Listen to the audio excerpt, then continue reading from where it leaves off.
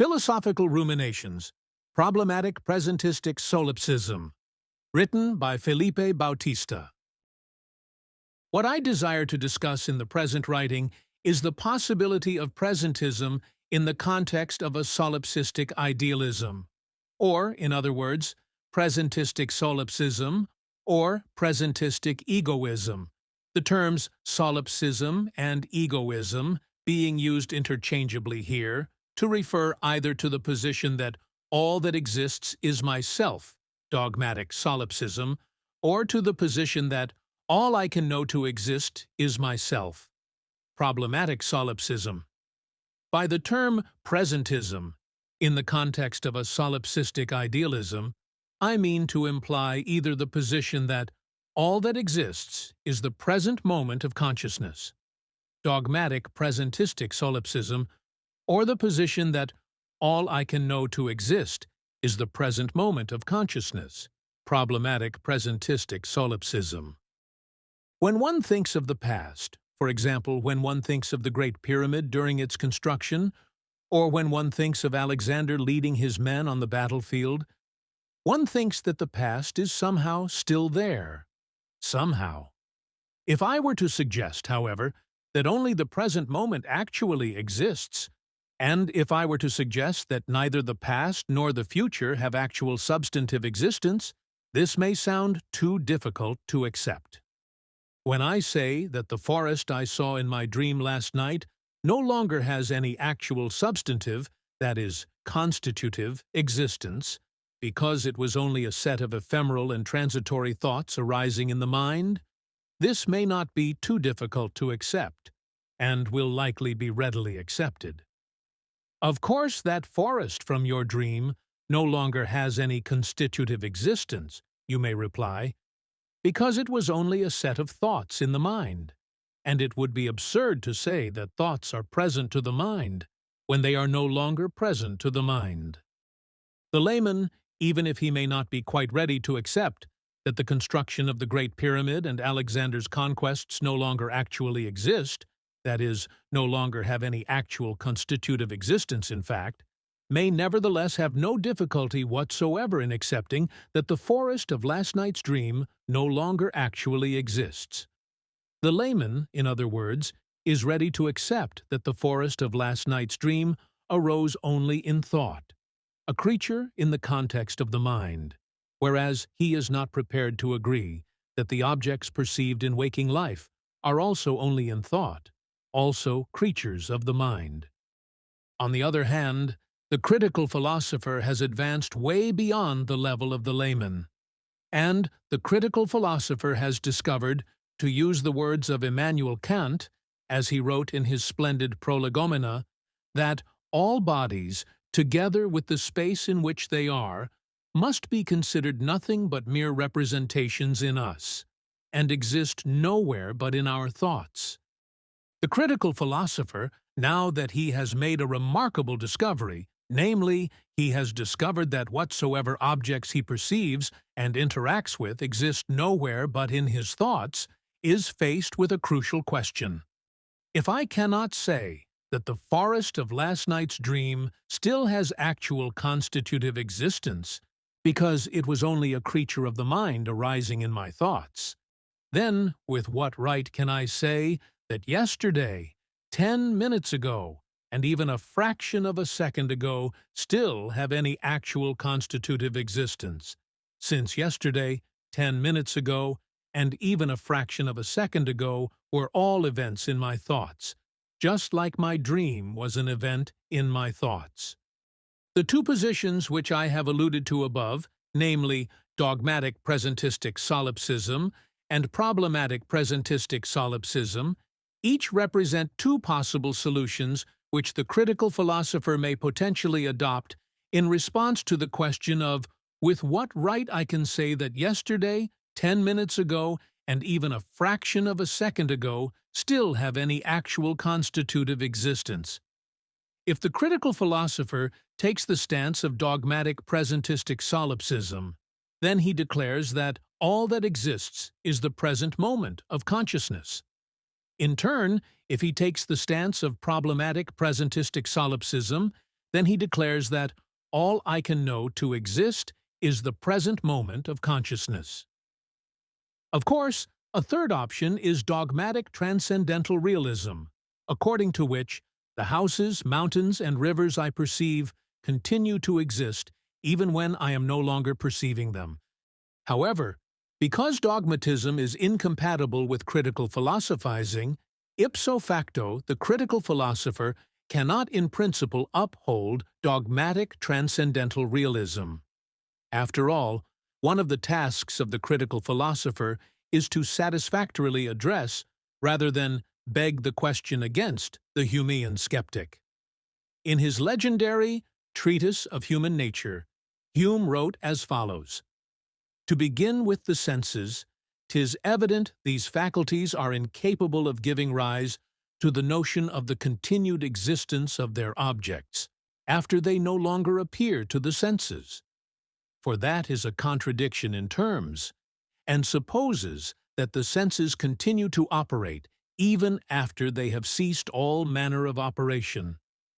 And also in the treatise, Hume remarked that our senses offer not their impressions as the images of something distinct, or independent and external, is evident, because they convey to us nothing but a single perception, and never give us the least intimation of anything beyond.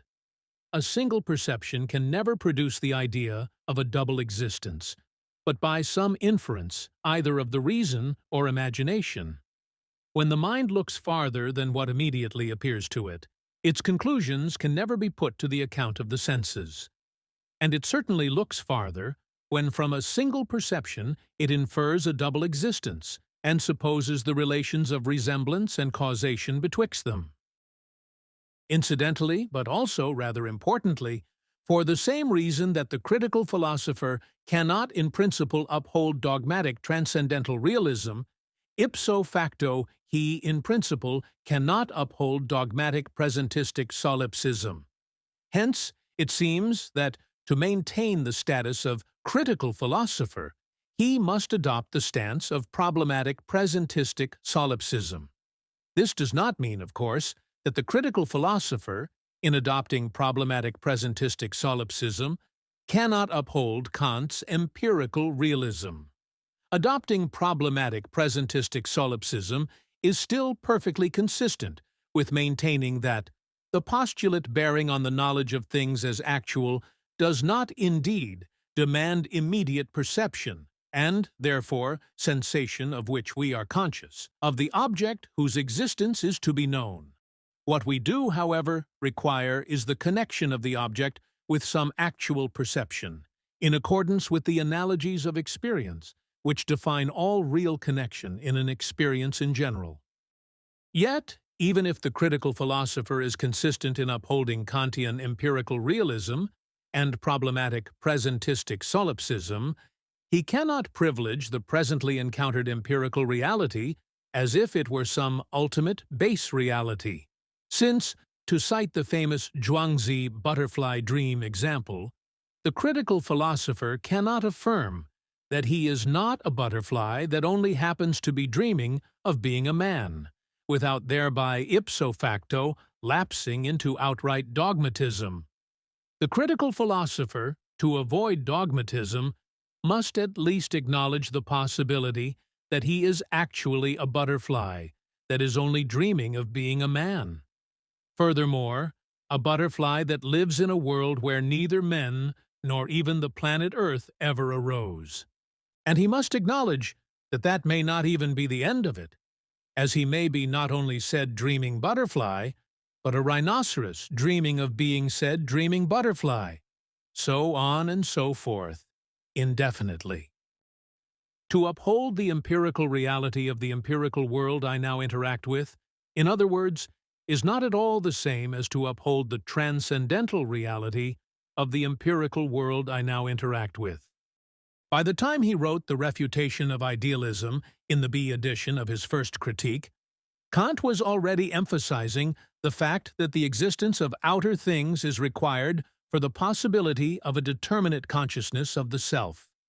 If problematic presentistic solipsism says that all I can know to exist is the present moment of consciousness, then this seems to introduce the problem of time and motion. For, how can there be apparent motion of bodies if all I can know to exist is the present moment of consciousness? This problem is no more difficult to solve than the problem of how a fixed television screen can render a movie from beginning to end. Consciousness is akin to that fixed television screen, the problematic presentistic solipsist may suggest. Consciousness itself is fixed, if one may be allowed to speak this way, even though all bodies, together with the space in which they are in apparent succession in experience, just like the succession of scenes in the movie playing on the fixed television screen, are in apparent succession. Kant writes, "But this permanent cannot be an intuition in me. For all grounds of determination of my existence which are to be met with in me are representations, and as representations themselves require a permanent distinct from them in relation to which their change, and so my existence in the time wherein they change may be determined. Does the past still have constitutive existence, even though it is not in the present? This is almost like asking if the opening scene of a movie still exists, if the end scene of said movie is now unfolding on the screen. As tells us David Hume in his first inquiry, it is a question of fact whether the perceptions of the senses be produced by external objects resembling them. How shall this question be determined? By experience, surely, as all other questions of a like nature. But here experience is, and must be, entirely silent. The mind has never anything present to it but the perceptions, and cannot possibly reach any experience of their connection with objects. The supposition of such a connection is, therefore, without any foundation in reasoning. It is possible that dogmatic transcendental realism is right, and the objects of the senses do have continued existence after they no longer appear to the senses, even if it involves a contradiction in terms to suppose that the objects of the senses do have continued existence after they no longer appear to the senses. For that is a contradiction in terms, and supposes that the senses continue to operate even after they have ceased all manner of operation.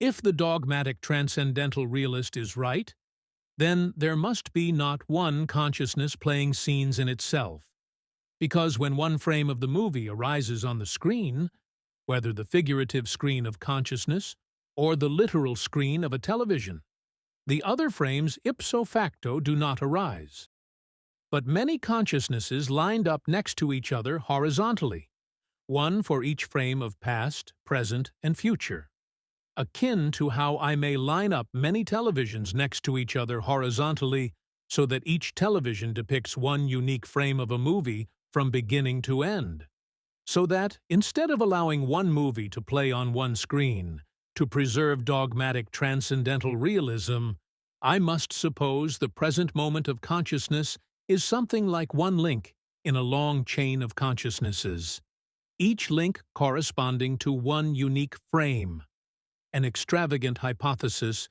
which no skeptic will find any difficulty in doubting. It is, however, also possible that dogmatic transcendental realism is wrong. Or the dogmatic transcendental realist may not be a naive dogmatic transcendental realist, and he may uphold that there is a transcendental reality after all, even if that transcendental reality has no resemblance whatsoever to empirical reality.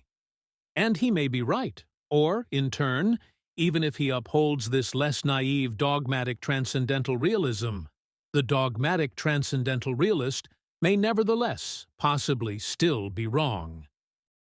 Additionally, it is possible that dogmatic presentistic solipsism is right, and all that exists is the present moment of consciousness, playing the movie I call my life in itself, just like a fixed television plays a movie on its fixed screen.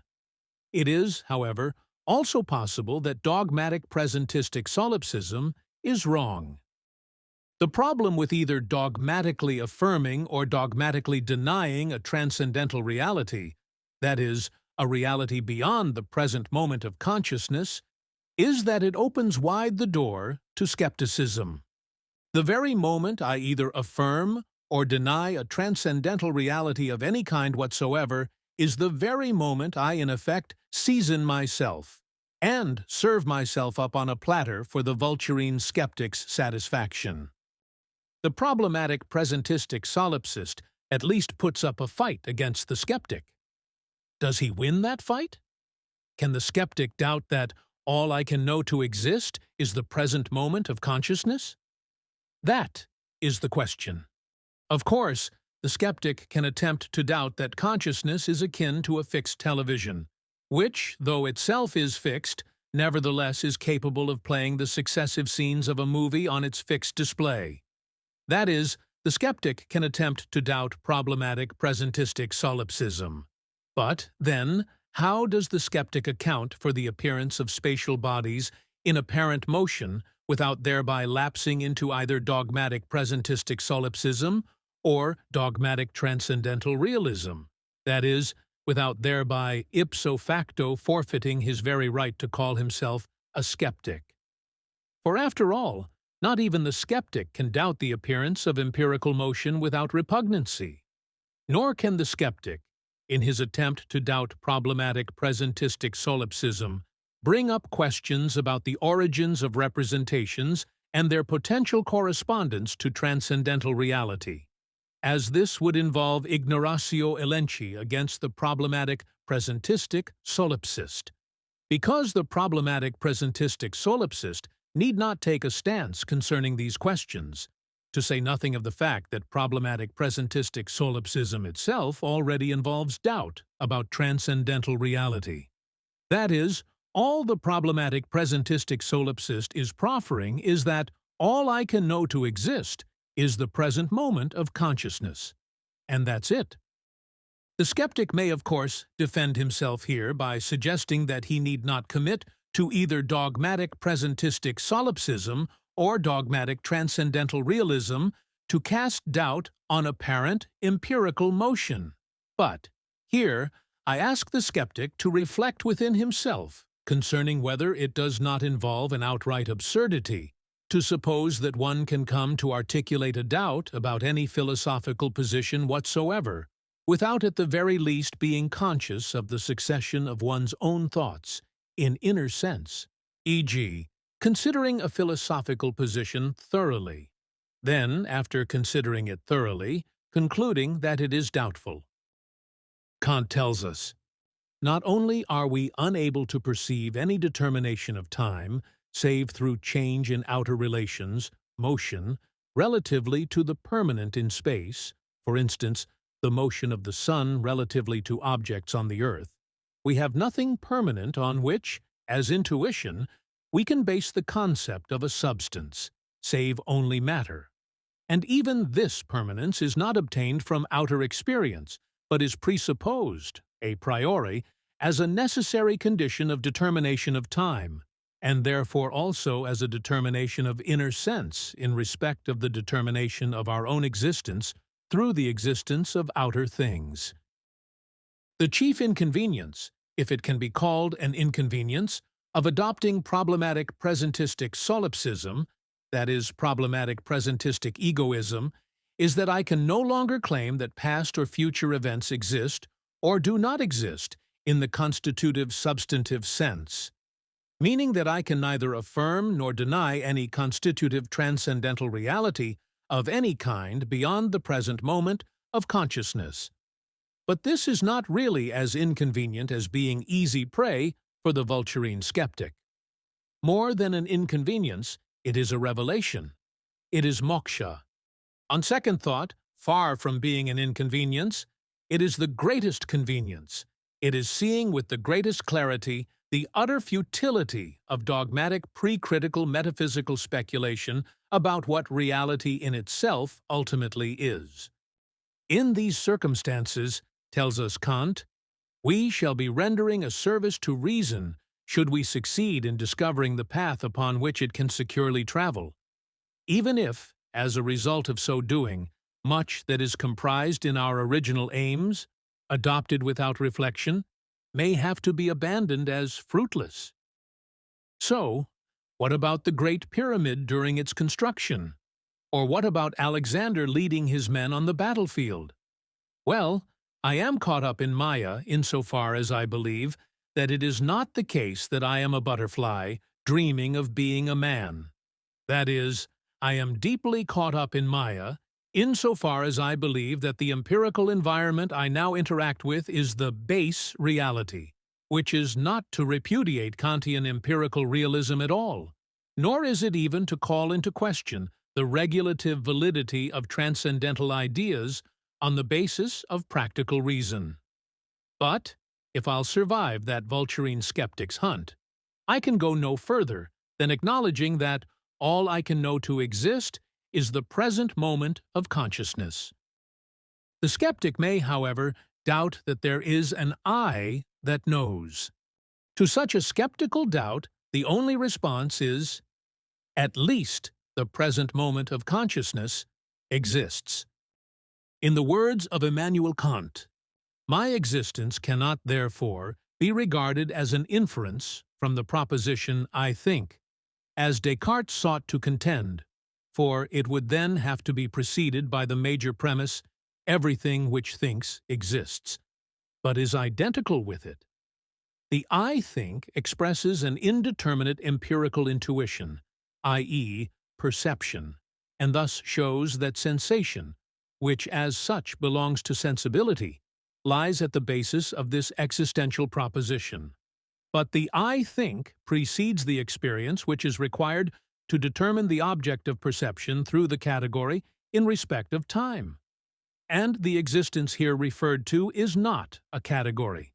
The category as such does not apply to an indeterminately given object, but only to one of which we have a concept, and about which we seek to know whether it does or does not exist outside the concept.